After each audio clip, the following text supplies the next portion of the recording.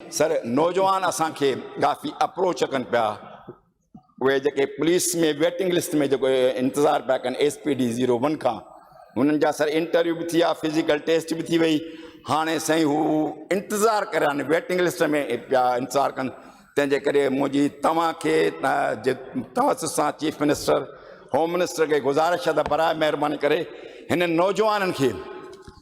रोज़गार फराहम कयो वञे छाकाणि त इहे ग़रीब माण्हू मिसकिन माण्हू आहिनि जिन जी बदौलत असीं हिन हालनि ते पहुचूं था असांखे हीअ इज़त सारी बशकिंदा तंहिं करे हिकिड़ो त उन्हनि लाइ ॿियो JST ऐं जेको आहे त उस्तादनि जो बि इशू आहे उहो पंहिंजी जाइ ते आहे ऐं साईं ॿी मुंहिंजी गुज़ारिश आहे त अपग्रेडेशन रीडिज़ाइनेशन ऑफ 337 पोस्टूं आहिनि सभु इंजीनियर आहिनि एरीगेशन डिपार्टमेंट में तक़रीबन BPS 11 में आहिनि उनजो केस प्रमोशन लाइ BPS 16 लाइ बियल आहे फाइनेंस डिपार्टमेंट खे इहा मुंहिंजी गुज़ारिश हूंदी त सिंध गवर्नमेंट खे महिरबानी करे उन्हनि नौजवान मां बि असीं इहा जेका एहसासी कमु तरी ख़तमु कयूं सर ॿियो मसइलो जेको सैलरी जो आहे ऐं टेक्निकल माण्हू कोन आहे बजट ते मूंखे एतिरो को ख़ासि का नॉलेज कान्हे पर साईं बजट जेको असां सरकारी मुलाज़िमनि जो जेको 7% वधायो आहे हिन मौजूदा सूरत हाल में इंतिहाई घटि आहे साईं मूं नाचीज़ जी गुज़ारिश आहे गुज़ारिश करे सघिजे उन का पाबंदी कान्हे मूं नाचीज़ जी गुज़ारिश आहे त बराए महिरबानी करे हिन सूरत हाल में सिंध गवर्नमेंट खे खपे सिंध गवर्नमेंट अल्हम्दुलिल्लाह का ख़ाली कोन थींदी खज़ानो ख़ाली कोन थींदो त जेके बि सिंध जा एम्प्लॉई आहिनि महिरबानी करे 100% उन्हनि जी पघार वधाई वञे मुंहिंजी गुज़ारिश आहे यकीन मूंसां ॿिया बि दोस्त ने साथ ॾींदा ऐं पहिरियां वाज़े कंदो हलां जेका मुंहिंजी हींअर गुफ़्तगू हूंदी जेका मुंहिंजी इहा गुफ़्तगू हूंदी ऐं उन सोच जे ख़िलाफ़ु ॻाल्हाईंदुसि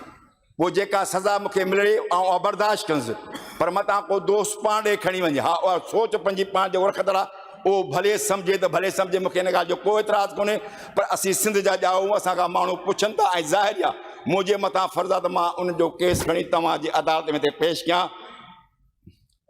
सर मां हिकिड़ो सुवालु साॼे पासे वारे दोस्तनि खां पुछंदुसि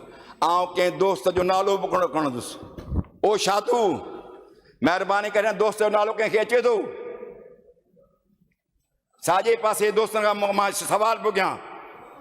हिन पिक्चर में को माण्हू अचे पियो हिन नालो तव्हांखे अचे थो ओ शादू महिरबानी करे ॿुधायो त हिन तस्वीर में नालो तस्वीर कंहिंजी आहे सर मां थो ॿुधायां ही उहो माण्हू आहे जंहिं फारूक सतार खे अरेस्ट कयो हो ऐं उहो राणा ठाकुर आहे ॿियो केरु कोन हो उहो सिंध जो ॼाऊ हो ऐं मूंखे हिते पेश करण जी ज़रूरत कहिड़ी आहे तव्हांजी हैसियत इहा ई आहे जेके सोच रखनि था पाकिस्तान पीपल्स सिंध जे ख़िलाफ़ तव्हां चई सिंधी में चयो वेंदो आहे न फारूक साहब सुठी ॻाल्हि कई सौंटनि जो बि बंदोबस्तु कयो वञे बजट में रखियो वञे सिंधी में ॻाल्हि चयो आहे सौंटो हुजे साण नालो कोन थो खणा मतां दोस्त कावड़जी पवनि ही ईअं सुधरंदा कोन साईं हिते ॻाल्हि हली कल्ह टियों ॾींहुं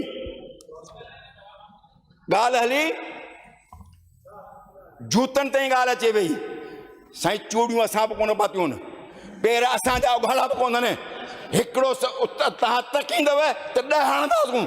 मतां कंहिंखे का भुल हुजे सिंध जी वहदत ते का ॻाल्हि थींदी असीं बर्दाश्त कोन कंदासूं भला सिंध में कराची में बकोल हिननि जे कराची में कुझु न बि थियो आहे पोइ ज़रूरत कहिड़ी आहे जो भला हिते अचण जी हज़ारा माल आहे किथां किथां माण्हू अचनि था असां त दिलि वॾी करे हिन खे क़बूल कयो आहे पीपुल्स पार्टी में इहा कुवत आहे पीपुल्स पार्टी हमेशह भाईचारे जी ॻाल्हि कई आहे पर साईं अफ़सोस जी ॻाल्हि आहे असांजा नौजवान असांखां पुछनि था छा सिंध जे माण्हुनि खे या मां तमामु खरी ॻाल्हि करे रहियो आहियां सिंध जा माण्हू पुछनि था त पाकिस्तान मैंने बात जो सोच रखे थे इनके बड़े आबाओ जादाद इतने अच्छे और मुहज़्ज़ब थे जो सोच रख रहे हैं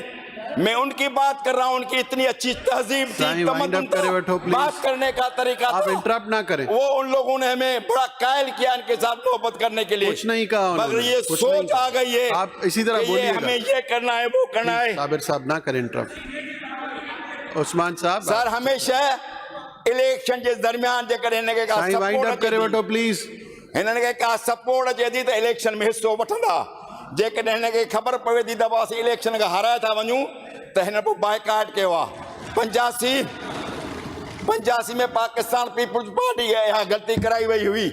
पाकिस्तान पीपुल्स पार्टी की चेयरमैन मोहतरमा बेनज़ीर भुट्टो साहबा चवंदी रही त 85 जी इलेक्शन में हिस्सो वठो, पर उन वक़्त जे सूबाई क़यादत जेके असां लीडरशिप हुई ते बेनज़ीर भुट्टो साहबा खे ड्रिजारियो या चयो त न बाबा असांखे 85 इलेक्शन में हिस्सो न वठिणो, उनजो नुक़सानु अञा ताईं पाकिस्तान पीपुल्स पार्टी अदा पई करे। तंहिंजे करे पॉलिटिकल पार्टी आहिनि ऐं महिरबानी करे ही पंहिंजे साईं महिरबानी गुलाम कादिर साहब वाइंड अप करे। ये मुझे गुजारिश करनी घणो टाइम थी वियो सर, वॾी वॾी वॾी महिरबानी सर। मुझे गुजारिश आहे लोकल गवर्नमेंट जो बि इंतहाई शुक्रगुज़ार आहियां ऐं हिते ॿुधाईंदे मां फ़ख्रु महसूस थो कयां। नादरा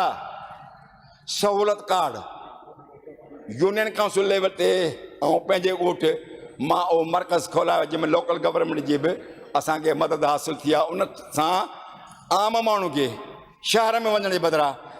उनखे उहा सहूलियत मिली आहे। सिर्फ़ु शनाख्त कार्ड नए ठहण खां सवाइ बाक़ी ॿियूं जेके सहूलियतूं हूंदियूं उहे तव्हांखे इंशाअल्लाह ताला महिरबानी मिली साईं, वेंदियूं। महिरबानी गुलाम कादिर साहब, सर महिरबानी सर, महिरबानी।